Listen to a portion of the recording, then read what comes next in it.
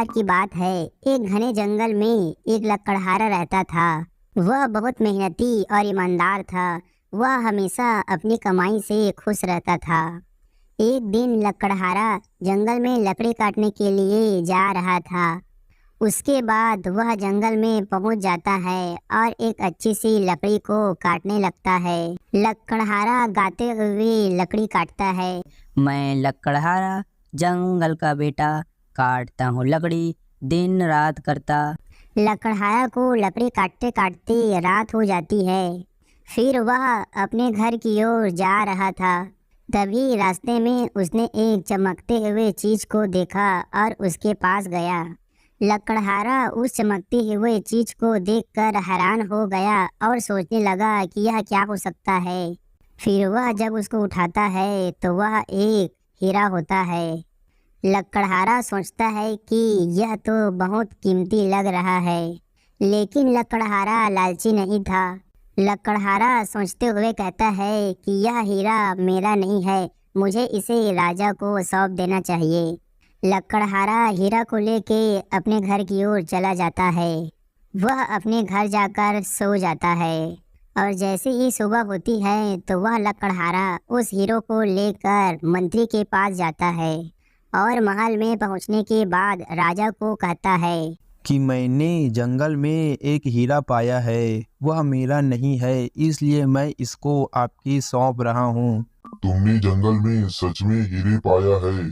जी हाँ महाराज, यह हीरा मेरा नहीं है, इसीलिए मैं इसे आपको सौंप रहा हूँ। तुम बहुत ईमानदार हो लकड़हारी। मैं तुम्हें इस हीरे के बदले 10 गुना ज्यादा धन दूंगा।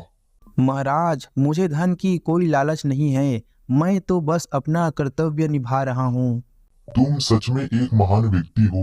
मैं तुम्हें अपने राज्य का मंत्री बनाता हूँ। महाराज, मैं आपकी कृपा स्वीकार करता हूँ। इस तरह अपनी ईमानदारी के कारण लकड़हारा एक साधारण लकड़हारे से राजा का मंत्री बन गया। गांव के किनारे एक घना जंगल था। जंगल के अंदर एक पुराना जर्जर महल था। गांव के लोग उस महल को भूतिया मानते थे। कहते थे रात में उस जंगल से अजीबोगरीब आवाजें आती थी और अंधेरे में भयानक आकृतियां दिखाई देती थी। एक दिन कुछ दोस्तों ने उस जंगल में जाने का फैसला लिया। उनका नाम था रोहन, रिंकू और राम। तीनों दोस्त जंगल में घूमने गए। वे महल के बारे में जानते थे कि यह महल बहुत डरावना और भूतिया है। भी वो लोग उस महल में जाने के लिए उत्सुक थे क्योंकि उनका डर अन्य लोगों से कम था।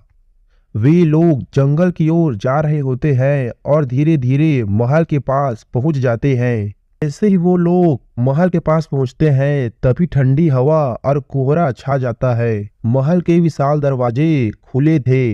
अंदर जाने की हिम्मत जुटाते हुए राहुल ने दरवाजा ढकेल दिया। वे तीनों दोस्त महल के अंदर चले गए। महल एकदम अंधेरा था। तभी वो लोग धीरे धीरे आगे बढ़ने लगे। अचानक रिंकू चीख पड़ा।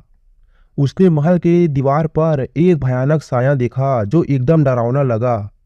डर के मारे चारों दोस्तों ने दौड़ लगा दिया। वे भूल गए कि वे कहाँ हैं और कैसे बाहर निकलेंगे। धीरे धीरे और अंधेरा होता गया और एकदम अंधेरा हो गया। तीनों दोस्त एक दूसरे से बिछड़ गए। रोहन अकेला रह गया। डर के कारण रोहन रोने लगा। तभी उसने एक हल्की सी रोशनी देखी। रोशनी की तरफ बढ़ते हुए वह एक कमरे में पहुंचा। कमरे में एक बूढ़ी महिला बैठी थी। बूढ़ी महिला ने राहुल को बताया कि वह इस महल की रक्षक है। उसने कहा कि यह महल भूतिया नहीं है बल्कि एक जादुई जगह है। कोहरा और अंधेरा जादू की वजह से है। बूढ़ी महिला ने रोहन को एक ताबीज दिया और कहा अगर वह अपने दोस्तों को ढूंढना चाहता है तो उसे ताबीज को अपने सीने से लगाकर अपने मित्रों को याद करना होगा। राहुल ने ताबीज लिया और अपने मित्रों को याद करने लगा। धीरे धीरे अंधेरा कम होने लगा और राहुल को अपने दोस्त दिखाई देने लगे। तीनों दोस्त खुशी से गले मिले। उन्होंने बूढ़ी महिला को धन्यवाद दिया और महल से बाहर निकल गए। उस दिन के बाद रोहन, रिंकू और राम ने कभी भी डर का सामना करने से पीछे नहीं हटा। उन्होंने सीख लिया था कि दोस्ती और विश्वास किसी भी डर पर विजय प्राप्त कर सकता है। और फिर वो तीनों दोस्त अपने घर की ओर चले गए।